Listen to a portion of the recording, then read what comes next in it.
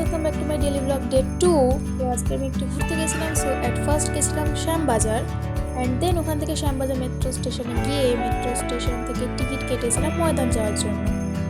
ময়দানে নেমে অনেক সুন্দর সুন্দর ফুল বিক্রি হচ্ছিলো, তো সেখান থেকে কয়েকটা ফুল কিনে নিয়েছিলাম ফটোশ্যুটের জন্য। তারপর সেগুলোকে নিয়ে চলে গেছিলাম ময়দানে, আর সেখানে গিয়ে অনেক ছবি আর ভিডিও তুলেছিলাম। তো সেগুলো দেখার জন্য আমাকে তোমরা ফেসবুক আর ইনস্টা পেজে আমার ফলো করে দিতে পারো।